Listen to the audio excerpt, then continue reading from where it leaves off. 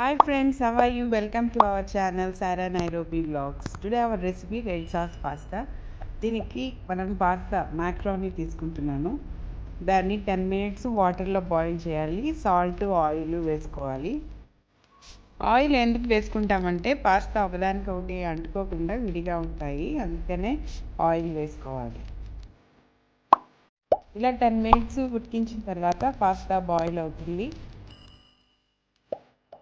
Stove off చేసుకొని water అంతా remove చేసేస్తే సరిపోతుంది. చూడండి, ఆయిల్ వేసాం కాబట్టి ముద్ద అవ్వకుండా చక్కగా విడిగా ఉన్నాయి. పాస్తా కోసం వెల్లుల్లి, పచ్చిమిర్చి, క్యాప్సికమ్, ఆనియన్, క్యారెట్ తీసుకున్నాను. అలాగే ఉడికించిన మెయిస్ కూడా, మొక్కజొన్న కూడా తీసుకున్నాను. చూపించిన విధంగా వెజిటేబుల్స్ అన్నీ కట్ చేసుకోవాలి. క్యారెట్ మాత్రం పొడవుగా ఉంచుకుంటే సరిపోతుంది. ఫ్రెండ్స్, నా వీడియో మీకు నచ్చినట్లయితే ఒక లైక్ ఇవ్వండి. అలాగే మీ ఫ్రెండ్స్కి షేర్ చేయండి. నా ఛానల్ సబ్స్క్రైబ్ చేయండి.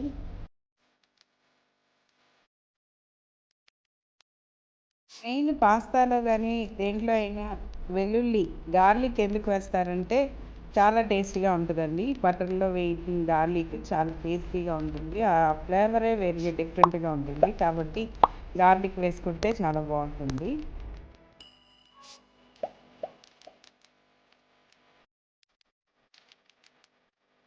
రెడ్ సాస్ పాస్తా కాబట్టి నేను 3 టమాటోస్ తీసుకుంటున్నాను. దీన్ని కూడా ఒక 5 minutes వాటర్లో బాయిల్ చేసుకుంటే చక్కగా పీల్ వచ్చేస్తుంది. సో టమాటోస్ని ఇలా పీల్ అవుట్ చేసుకొని బ్లెండ్ చేసుకుంటే సరిపోతుంది. టమాటా ప్యూరీ రెడీ అయిపోతుంది. చూడండి, చక్కగా టమాటా ప్యూరీ రెడీ అయింది. పక్కన పెట్టుకొని ప్యాన్ పెట్టుకొని ఇప్పుడు 3 tablespoon బటర్ వేసుకుంటున్నాను. అలాగే 2 tablespoon ఆయిల్ వేసుకోవాలి. అలాగే 4 eggs తీసుకుంటున్నాను.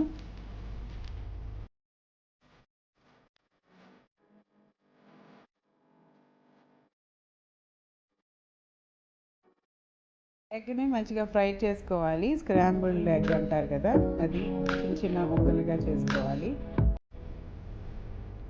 ఫ్రై అయిపోయింది. దీన్ని కూడా నేను తీసి పక్కన పెట్టుకుంటున్నాను. ఇప్పుడు మళ్ళీ ఒక 2 tablespoons బటర్ వేసుకొని, చెప్పాను కదా గార్లిక్ బటర్లో ఫ్రై చేస్తే చాలా టేస్ట్ వస్తుంది. ఆ అరోమా ఫ్లేవర్ చాలా బాగుంటుంది.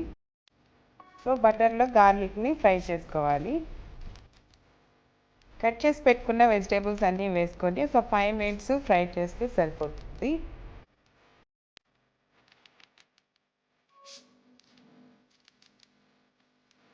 ఇంటికి పెట్టుకున్న మెయిజ్ కూడా వేసుకుంటున్నాను, మొక్కజొన్నని. ఇవి కూడా 2 minutes ఫ్రై చేస్తే సరిపోతుంది. ఆల్రెడీ ఇది ఉడికించింది కాబట్టి ఒక 2 minutes ఫ్రై చేస్తే చూడండి చక్కగా వెజిటేబుల్స్ అన్నీ ఫ్రై అయిపోయింది. ఇప్పుడు దీన్ని కూడా తీసి పక్కన పెట్టుకుంటున్నాను. అదే ప్యాన్లో ఒక 2 tablespoon ఆయిల్ వేసి టమాటా ప్యూరీ చేసుకున్న టమాటా ప్యూరీ కూడా వేసుకుంటున్నాను.